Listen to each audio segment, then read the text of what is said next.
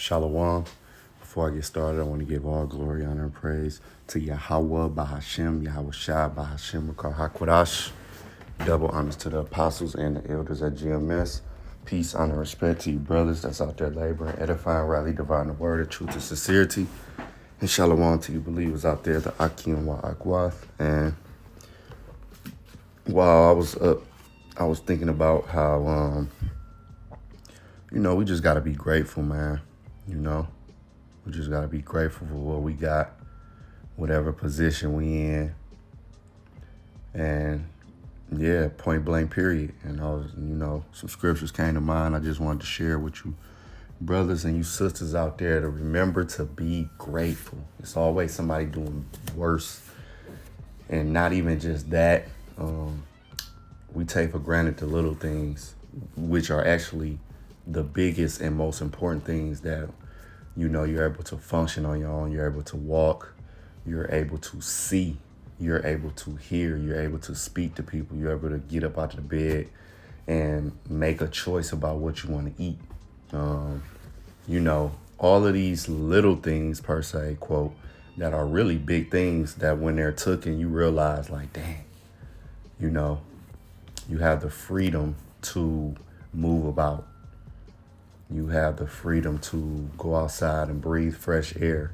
You have the freedom to go to bed what time you want. You have the freedom to say, I want tacos or I want chicken today. You have the freedom. The Lord allow you again to walk. You can walk out of your house. You can run. There's people that's wheelchair bound. Okay, it's people that's sickly. I know my father passed from cancer, and I remember being in the hospital a lot with him before he passed, and just remembering the type of guy he was. He loved playing sports, riding bikes, being athletic, and things of that nature, to being in the bed where, he lost a lot of muscle tissue in his legs and he couldn't walk, and eventually he couldn't even eat solid foods. He had to be fed through a tube in his stomach, which I've done that. I've fed him through his stomach before. So we have to be grateful for these things because these are the most important things. And now a scripture just came into my head. Oh man, I got to word it right because the scripture just came to my head.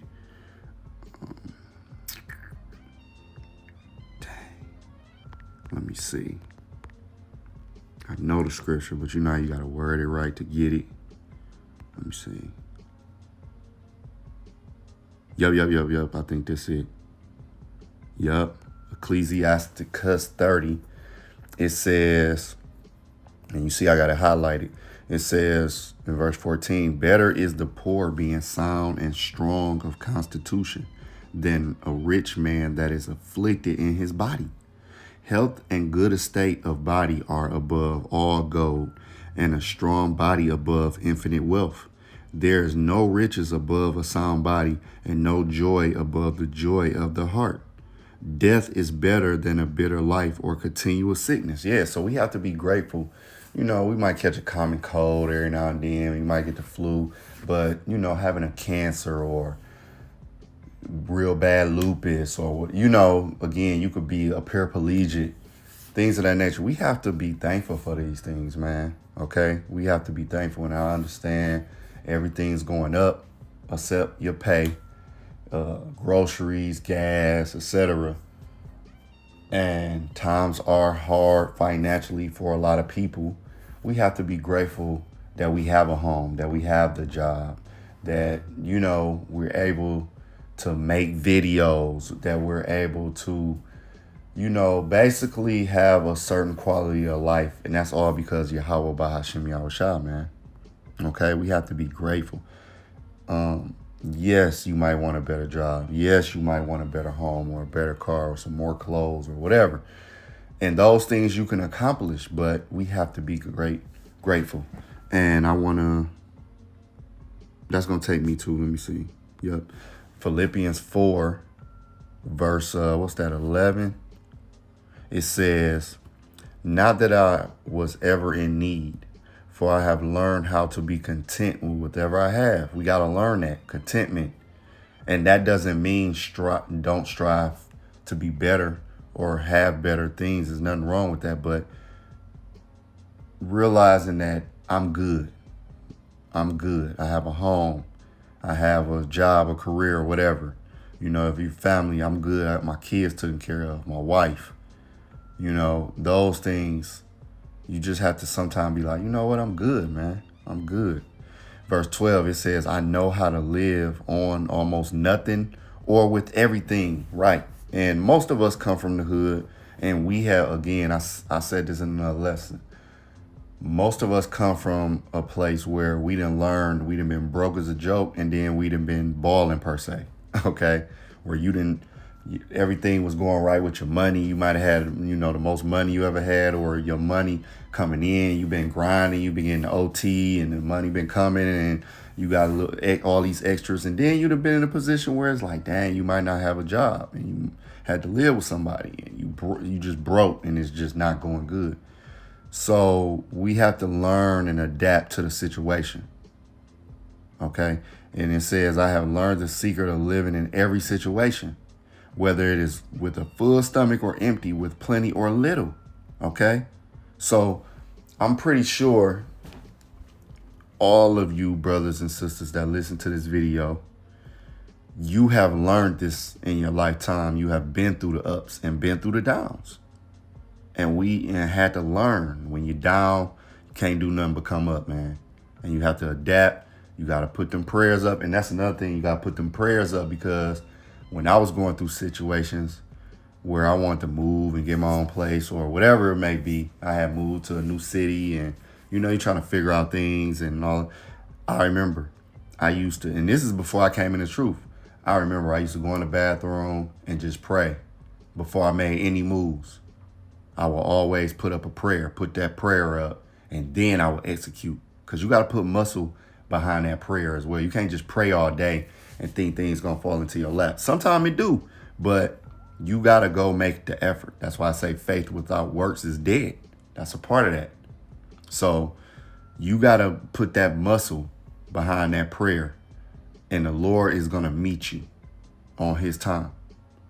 And it says verse 13, for I can do everything through a Mashiach, who gives me strength, right?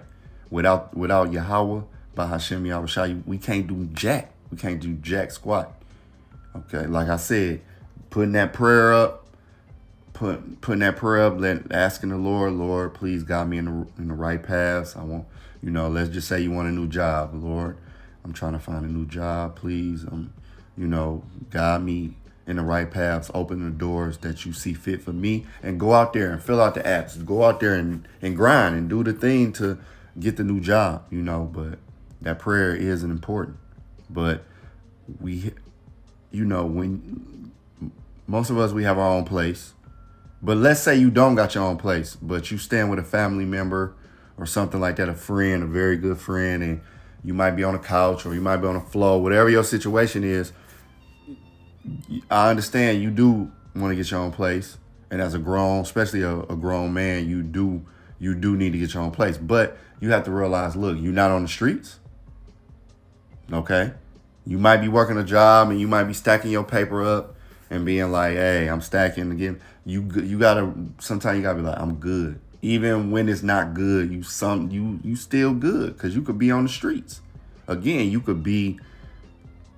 Your body could be riddled with disease, man, where you're not able to go out there and work, where you can't even just get up out your bed. You can't even wipe yourself. See? So we have to be grateful. Let's go to, from there, let's go, and I'm going to read this. Yeah, I want to read this in the NLT again. Let's go to Ecclesiastes chapter 7. Verse 14, it says, enjoy prosperity while you can, but when hard times strike, realize that both come from the Most High, remembering that nothing is certain in his life, and that's true. We all done been through that. Again, we done been through the ups and the downs. But when you up, enjoy that time, man. Okay, when the Lord give you your extras, enjoy that, man. Enjoy that. Go ahead. If you can, get a more expensive bottle of wine, you can get that extra pair of shoes and, things of that nature, man. Enjoy that, okay? Enjoy the process, because the Lord doing it for a reason. The Lord he give us extras from time to time, you know, especially, being I'm learning. I ain't gonna say I learned. I'm learning doing obedience. Now you can be obedient as the Lord will allow you, but a hard time might hit. But then you can be obedient as you can, and prosperity will hit you. You might walk into work one day and they be like, "Hey, you getting a raise," and that came out of nowhere, and now you making more money. Or we got more OT to offer you, or you might get an extra job and you filled out and you've been waiting, and now one day they called you back and now you got to, whatever it may be. The Lord throw us bones. Okay, the Lord will throw you those bones every now and then, and enjoy it, man. It's from on high. There's nothing wrong with enjoying yourself. There's nothing wrong with enjoying the fruits of your labor. Okay, and when hard times come, hey, you gotta figure that out too. Nobody enjoy the hard times, but a lot of times hard times, it build character, and it makes you think. It makes you reevaluate during hard times, and it builds you back for better. That's what hard times does. Because in prosperity, you kind of just more relaxed. You more, like enjoying the fruits of what you been through and overcame and all of those things. But in the most hard times is again where you get that character. You strategizing. You know what I'm saying? So it's like you need the both. You need that balance. We dealing with a balanced power, and they both come from the Most High. And you don't always need to just be in that prosperity moment, because that's when people start slipping. Okay? But you don't always need to be down either, because then that create a madman. You always broke. You always down. You always ain't got it. It's just it's not a way to live. So, matter of fact, another scripture just came to mind. It says, let me see. Matter of fact, let me go to here. Scripture just came to mind. So this is Proverbs 30 and verse 8. It says, "Remove far from me vanity and lies. Give me neither poverty nor riches. Feed me with food convenient for me." So, like I was saying, it's not good to always be up, and it's not just always up, and it's not always good to be always down. You need that balance. It says, "Lest I be full and deny thee and say, who is the Lord?" Right. That's why you have the elites. Take the elites, for example. Even though they're Edomites and it's not meant for them, you notice. Okay, let's take our people. That's like the Jay-Z's, the Floyd Mayweathers, all of the Oprahs and Beyonce's, whatever.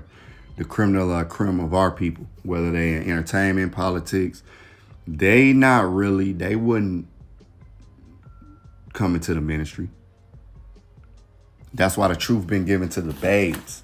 And now I got another scripture in mind, but you're not gonna see Floyd Mayweather preaching. You wouldn't see Jay-Z or whoever preaching. All right, they too much in the world. They got too much. Or lest I be poor and steal and take the name of my power in vain. Right. So you don't want to always be poor, because it'll lead to those type of things.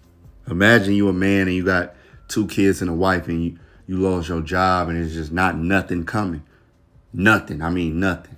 Okay. There's nothing coming from you. Eventually you're going to be like, man, I'm going to have to get it. Them kids going to start crying. The wife, you going to start crying and bitching and complaining. Like, eventually you could turn to a life of crime just to get some money. That's just an example, So it's like, yeah, you need that perfect balance. Now it says, let me see. Because I had another scripture in mind. I think I'm going to move on. It was that,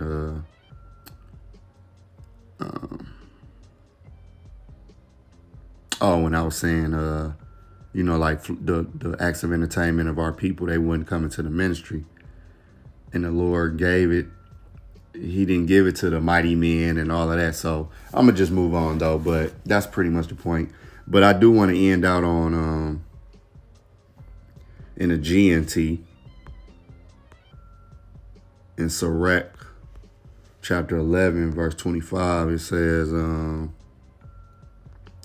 when things are going well, people don't think about hard times. And when things are going badly, they forget about prosperity. And this is something that we do as humans. When things going well, you you'll forget about them hard times, man. Okay? You that's where I mean you don't always need to be up, because you tend to slack on the things that got you to the good times. Let's say you was in a bad time and you was on your lessons, you was praying, you was fasting at the optimum level, and then maybe you got a new promotion, you got a raise, and you start making more money. Now you start doing, doing more activities. You start cooking less at the house. You start eating out more, and then your prayers start slipping, because you might buy extra more wine. You might drink a little bit more. You do a little bit more instead of coming home. Now you like, oh, let's go to the bar or whatever. Those things, when you was in that hard time, when you was praying and fasting a lot, cooking more at home, eating healthier, doing more. When you forget about those hard times. So now you kind of dwell in that good time, and it makes you slip. That's what I mean. So, and it says, and when things are going badly, they forget about prosperity. So a lot of times, you can have a hard time, but people forget about all the good the Lord did. Remember when you had that nice car? Remember when you had that nice job? The Lord blessed you, with that nice woman, or you might have had you might have a little rotation going. I'm speaking to him, man, to the brothers. You might have had a couple of little chicks you messed with. You had the fly ride. You might have had this, that, and then you might lose it all, and then you kind of forget what the Lord done for you, because you wallowing in the sorrows now. You trying to get back to a place of comfortability. And you forget, like, dang, the Lord did give me this, the Lord did give me that. So, again, it goes back to, like I said, it's always good to be in that balance. And sometimes you need that hard time in your life. And then you need that let up. And the Lord is the judge of when you need that hard time and the more comfortable times. The Lord is the perfect judge on that balance in your life. So something that was just on my mind, on my spirit, and Lord willing, it was uplifting and edifying. Until the next lesson, Shalom.